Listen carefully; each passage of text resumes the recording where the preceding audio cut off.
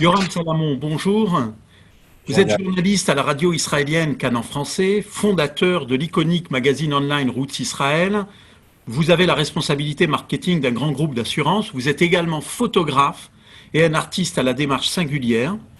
Et sans en rajouter, vous avez une magnifique plume que nous pouvons découvrir dans ces textes que vous partagez régulièrement dans votre site internet.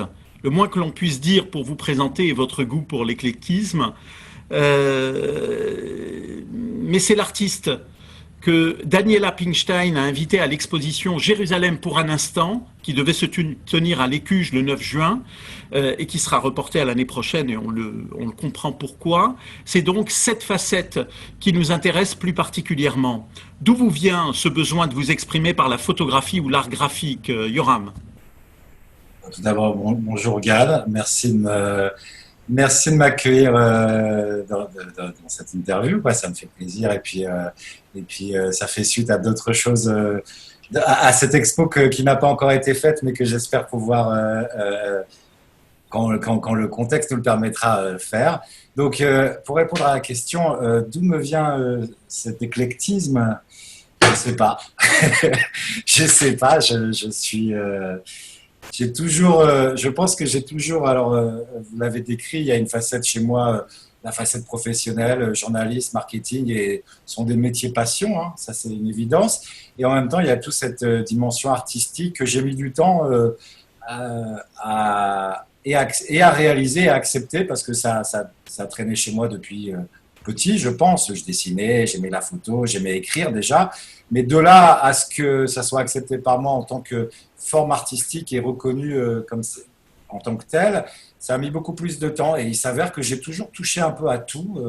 Sans comprendre pourquoi j'avais une capacité à savoir écrire, une capacité à savoir photographier, etc. Je pense que c'est des choses qu'on ne sait, enfin voilà, il y a pas d'analyse là-dessus. Ça s'est toujours exprimé par différents canaux, qui a différentes sensibilités aussi.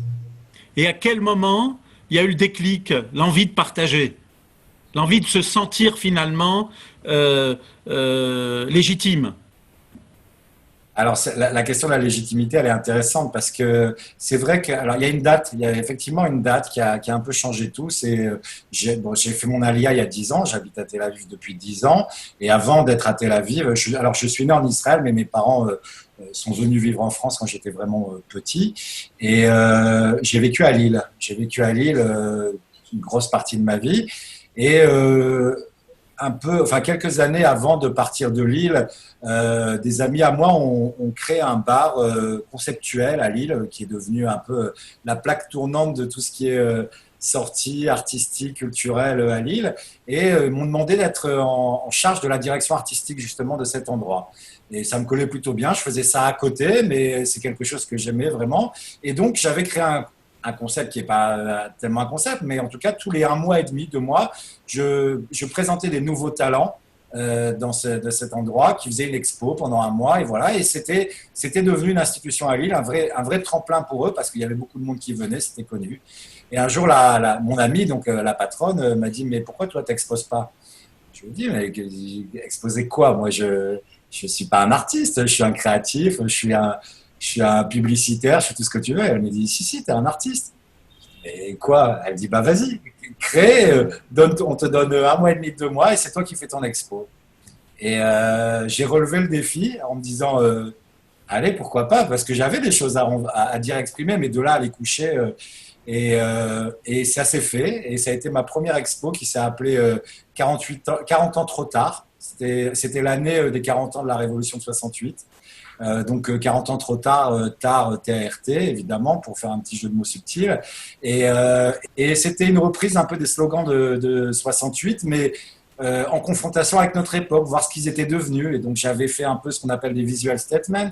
J'avais fait un travail graphique avec à coup de gros slogans que je détournais, et j'ai exposé, et il y a eu un très bon retour, et c'était ma première expo. Voilà, ça a été la date butoir de ma légitimité, on va dire, artistique.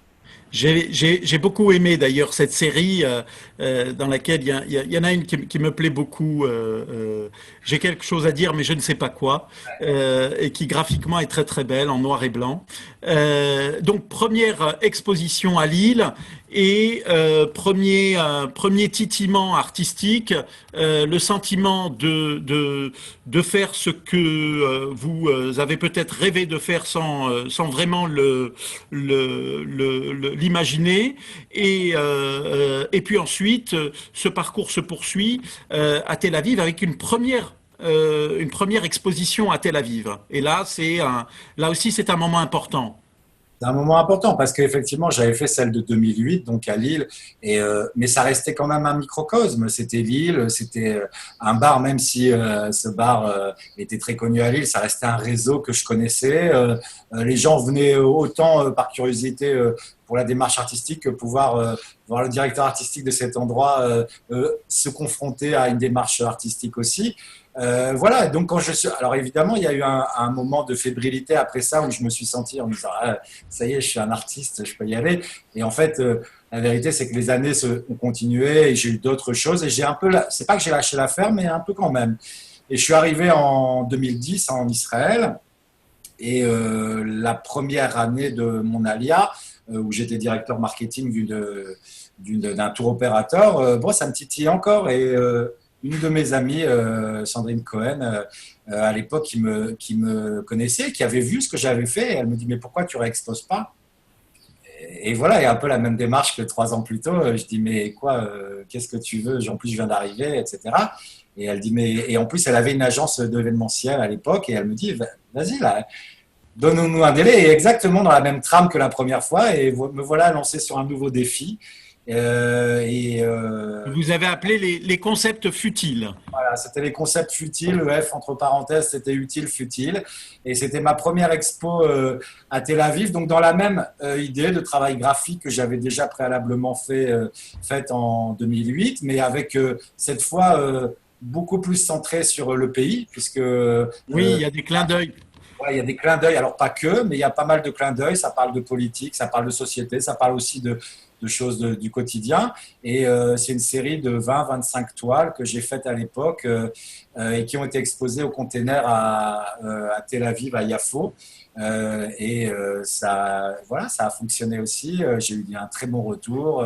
Il y a eu pas mal de monde qui est venu. J'ai eu des commandes. Et voilà, et pareil, même fébrilité à ce moment-là en me disant, bon, bah, apparemment, ce que tu fais plaît, quoi. Donc, et en même temps, c'est quelque chose qui te parle, donc j'en étais content, quoi. J'en étais content. Désormais, à cette époque, vous vivez déjà en Israël et vous commencez à vous imprégner de cette atmosphère israélienne.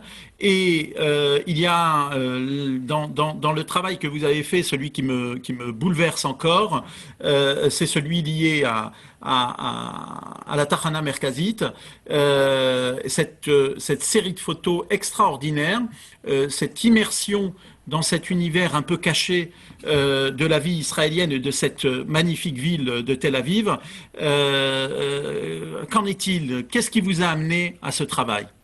Ma situation n'est pas la même non plus parce que j'ai pas fait ce travail sur la Tachana Merkazit de manière anodine. Je l'ai fait parce que j'y ai vécu, tout simplement, que je suis arrivé et c'est ça le contraste, et c'est certainement un des moments les plus durs et en même temps un des moments les plus formidables de ma vie, parce que je suis arrivé en Israël et je l'ai toujours dit, j'ai fait une alia dorée. Je suis arrivé ici avec un boulot, je suis arrivé ici avec un vrai job, sans me rendre compte vraiment de la difficulté qui était de s'implanter en Israël et de le faire en plus en dehors de la sphère francophone.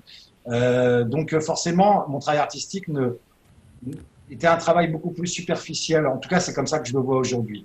Et quand je suis arrivé à la Tachana Merkazit, donc pour des raisons économiques, à l'époque financières, parce que évidemment c'était dur et que je passais un moment compliqué, c'était pas un choix, c'était une nécessité.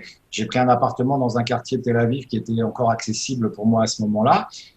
Et voilà, et je suis arrivé comme un cheveu sur la soupe dans ce quartier avec mes fils, des blancs au milieu d'un quartier black asiat. Donc forcément, on était un petit peu l'ovni dans ce quartier, tout simplement. Il y a très peu de Français, encore plus de blanc, etc. Et j'ai assisté à des scènes tous les jours, tous les jours, quand j'étais dans ce quartier, quand je m'y promenais, quand j'accompagnais mes enfants à l'école, j'assistais à des scènes qui me touchaient et j'ai commencé à les photographier tout simplement. Et là, je pense que c'est vraiment le début de ma démarche artistique parce que elle a été commandée par personne, à part parce qui me touchait à ce moment-là. Et c'est ce qui est ressorti en fait de tout ce travail parce que les photos après que j'ai publié ce texte et les photos que j'ai publiées un an après, vraiment, et après être sorti, la Tahana, ont touché beaucoup de monde à ce moment-là parce que justement, certainement, il y avait un regard qui avait. C'est pas, on va dire que la Tahana Merkazit n'est pas un sujet qui est très commandé en termes artistiques. Il y a peu de monde qui s'y intéresse, donc forcément, c'est un regard certainement assez inconnu. Et plus l'expérience, le fait que j'y ai habité, donc forcément avec l'expérience que j'ai décrite. Et ça a été vraiment, je pense, le début de ma prise de conscience artistique et le fait que je voulais vraiment, cette fois, ne plus jamais quitter cette voie et continuer à travailler et à utiliser ce regard, tout simplement. Vous dites de cette expérience qu'elle a été une rencontre avec les âmes invisibles. C'est très fort. Et ce commentaire, enfin, ce nom, quand j'ai publié ce texte, là, justement, il y a eu beaucoup de commentaires, beaucoup de partages. Il y a quelqu'un, et alors je me souviens plus de son nom, il faudrait que je le retrouve parce que ce nom, c'est lui qui l'a sorti à ce moment-là et qui avait mis un commentaire. Il avait dit, en fait, c'est les âmes invisibles que tu photographies. Et j'ai trouvé ça tellement juste que ça en est devenu le nom en fait de ce travail parce que c'est ce qui m'a poursuivi d'ailleurs de la Tahana Merkazit, mais après dans toutes les rencontres que j'ai faites et les textes que j'ai décrits ou photographiés, c'est des gens quand on se balade dans la rue et voilà qu'on ne voit pas ou auxquels on ne fait pas attention et pourtant tous ces gens-là sont chargés d'histoire comme chacun de nous et comme tout le peuple d'Israël l'est pour des raisons diverses, comme le sont toutes les communautés. C'est un peuple qui est empreint d'une histoire extrêmement chargée et chacun est empreint d'une histoire extrêmement chargée. Et j'étais à chaque fois surpris dans mes rencontres d'être en confrontation avec ça et ces âmes invisibles que tout à coup j'arrivais à discerner. Et c'est peut-être ça toute la quintessence, on va dire, de mon travail, de ma démarche artistique, c'est de savoir les voir et d'en parler, quoi. Voilà. Alors, il y a une rencontre qui a suivi, c'est celle avec David Cohen, avec le chômeur, avec ce gardien de parking qui, elle aussi, a marqué votre parcours artistique. Alors, ça a été le déclencheur, lui, justement. Ça veut dire que le travail de la Tahana Merkazit, alors que je l'avais écrit et photographié pendant un an, enfin avant, je l'avais jamais publié. En plus, j'étais à ce moment-là dans la Tahana Merkazit, j'étais dans une perte de confiance quand même importante. J'avais pas forcément, je m'exprimais beaucoup du temps de Route Israël, mais à ce moment-là, j'avais pas forcément envie de prendre la parole. Donc, j'étais encore à ce moment-là quand j'ai rencontré, c'est un texte que j'ai écrit, et c'est une vraie histoire. J'allais au Victoire Cléomy avec ma trottinette. À l'entrée, on n'a pas voulu me laisser rentrer avec ma trottinette. On m'a dit, tu la mets ailleurs. Et j'ai trouvé ce parking à ce moment-là en faisant un peu le tour du quartier avec ce chômeur qui était là en talit et en téphiline, une scène complètement incongrue dans un parking poussiéreux, sale, dégueulasse. Et cette scène-là de lui au milieu de ça, en train de crier, j'étais extrêmement touché par ce que je voyais. Et en gros, il m'a dit, il a compris tout de suite, mets ta trottinette là. Et alors, j'ai dit, j'en ai pas pour longtemps, je vais au Victoire. Il m'a dit, OK, pas de problème, je te la garde, mais tu reviens et tu mets les téphilines. Et sauf que moi, je suis pas religieux, pas pratiquant, en tout cas, et même si je suis identitairement je me sens très juif. Du coup, j'ai joué le jeu. J'ai joué le jeu et je les ai mises et ça m'a touché. Ça a généré quelque chose en moi et j'allais au boulot juste après et dans le train en allant au boulot, il fallait que j'écrive sur ça. Il fallait que j'écrive ce que je venais de vivre et plus les quelques photos que j'avais fait de lui et moi. Et ce texte que j'ai publié la première fois depuis je ne sais pas combien de temps a touché pas mal de gens et ça m'a redonné une confiance. Et du coup, c'est une semaine ou 10 jours après que j'ai publié ce texte sur la Tahana Merkazit où je me suis jamais attendu à ce que ce texte et ces photos fassent autant de buzz et tournent autant. Et donc, c'est pour ça que je dis que ce chômeur, David Cohen, c'est mon déclencheur. C'est lui, avec, qu'on soit religieux ou pas religieux, il s'est passé quelque chose, quoi. Ça a été évidemment. une rencontre Ouais. humaine et évidemment, comme souvent, ces rencontres se traduisent par une expression artistique qui exprime la force de ces rencontres. Alors, nous voilà donc, si j'ai bien compris, euh, progressivement, cette quête s'exprime et finalement, vous vous trouvez. Et vous vous trouvez avec une posture d'artiste, une démarche artistique exprimée, moins complexée finalement. Et aujourd'hui, vous poursuivez ce travail au travers de la photo, au travers encore d'un travail graphique, au travers des mots. Comment vous la définiriez aujourd'hui, votre démarche? C'est ça qui a été un peu compliqué parce que j'étais ni que photographe, ni que écrivain. Je me suis jamais senti ni que photographe, ni que écrivain. Je faisais beaucoup aussi de vidéos, et à chaque fois quand on me demande mais c'est quoi ton travail artistique, c'est très compliqué pour moi d'expliquer par quel canal je passe. C'est plus facile pour moi de dire et quand on me demande, je dis je photographie avec mon appareil et avec mon écriture les âmes invisibles. Voilà, c'est ce que je fais. Et c'est vrai, il n'y a pas de. Je crois que j'ai cette facilité, cette chance de pouvoir avoir une habilité à photographier, à écrire, à faire de la vidéo, à faire du graphisme, qui me permet aujourd'hui, tout ça réuni, de dégager une sensibilité et une approche artistique qui fait que voilà. Mais en tout cas, ce qui est sûr, c'est qu'il y a une vraie compréhension aujourd'hui de ce qui, quelle est mon approche artistique. Peut-être dans 10 ans, ça sera autre chose. Mais en tout cas, aujourd'hui, je sais que ce qui me motive et ce qui fait que je peux me revendiquer en tant qu'artiste, c'est ce regard que j'ai en fait. C'est ce regard, cette sensibilité que j'ai et qui me permet de parler de ces personnes ou de ces moments aussi. C'est pas forcément des personnes, de ces communautés, des gens en fait qui ont tous une souffrance. C'est ce que je retrouve ou une histoire particulière, quelque chose qu'on ne pourrait jamais saisir à l'œil nu ou sans s'y attarder un peu. Et voilà, c'est ça ma quête artistique aujourd'hui. Mais je pense que c'est également une démarche fondamentale que d'être. C'est une grande générosité finalement que d'exprimer cette sensibilité-là. Vous dites, ce sont vos propres mots.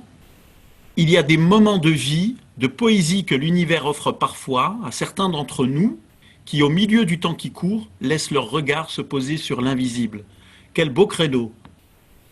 C'est cette phrase que j'ai écrite dans un de mes textes. Et en fait, elle représente tout le, toute la démarche qui se passe chez moi et elle explique en fait que la chance que j'ai, mais comme n'importe quel artiste se découvre un talent et une sensibilité, c'est d'avoir cette capacité à voir ces scènes et à voir ces gens. Donc voilà, c'est ça. Je m'arrête un peu et ça s'offre à moi. Et de là, je suis comme un peintre j'écris avec mes mots et avec les photos. Voilà. Vous êtes aujourd'hui journaliste à Cannes en français. Vous avez également fait un travail formidable autour de podcasts. Et je crois que moi, je retrouve dans la narration et dans la tonalité des podcasts que vous proposez également cette profondeur, cette envie d'exprimer les choses différemment. C'est finalement le propre d'un artiste. Mizrahi. Impossible de parler de musique israélienne sans prononcer au moins une fois ce mot. Et pourtant, il fut un temps très long, où ce genre musical, comme la population qui l'a fait naître, fut marginalisé, voire censuré. Mais revenons un peu en arrière, en 1948 plus précisément. La victoire d'Israël dans la guerre d'indépendance qui l'oppose à ses voisins signe parallèlement le début de l'exode silencieux vers l'État hébreu de près d'1 million de juifs disséminés dans l'ensemble du monde arabe. C'est encore et c'est intéressant la radio parce que la radio fait partie aussi des choses qui sont arrivées après le texte de la Tachana, parce que j'étais interviewé par Cannes à ce moment-là et c'est suite à ça que on m'a proposé d'intervenir en tant que journaliste avec le bagage que j'avais derrière, évidemment, où j'avais déjà quand même traîné pas mal dans le journaliste, avec Rossi Israël, et du coup, oui, j'ai appris beaucoup à la radio, j'ai appris au contact notamment de ma collègue, celle qui m'a beaucoup appris, Emmanuel Ada.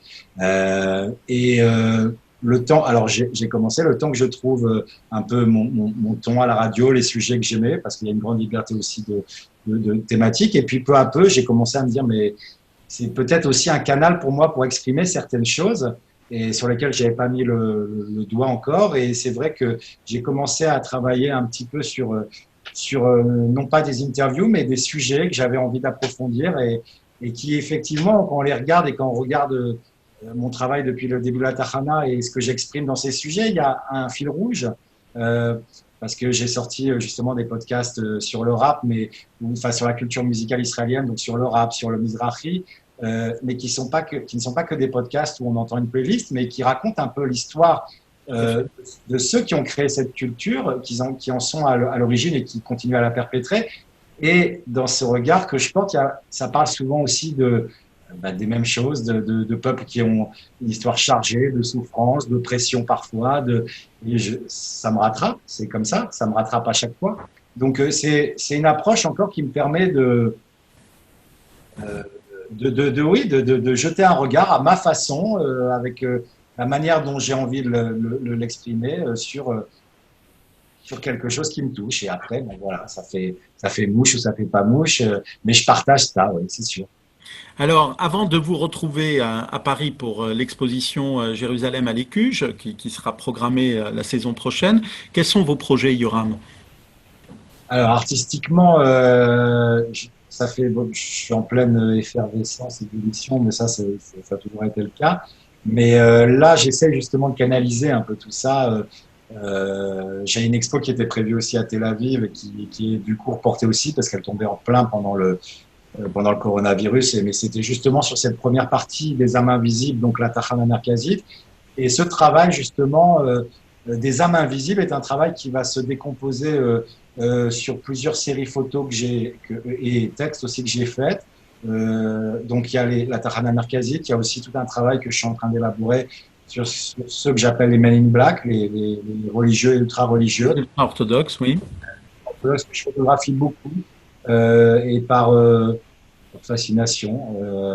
Parce que, je sais pas, il y a un truc qui me fascine dans plein de choses et c'est ni positif ni négatif, c'est un fait, comme je pouvais photographier les gens à Tachana. J'ai fait tout un travail aussi parce que je suis quelqu'un qui prend beaucoup le train et donc j'ai pas pu m'empêcher de photographier aussi tout ce que je voyais, enfin les scènes, etc. Ouais.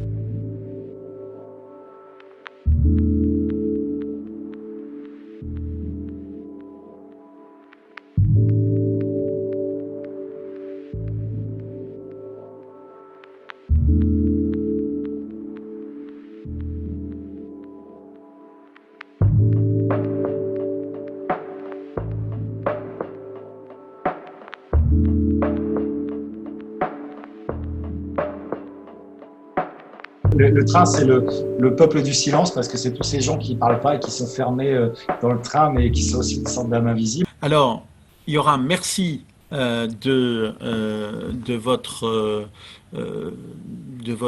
présence, de votre travail, de votre générosité. Et puis à très bientôt avec les Cuges sur des projets qui toucheront beaucoup de monde, je pense. Merci Gad et à très très bientôt. Merci. Au revoir.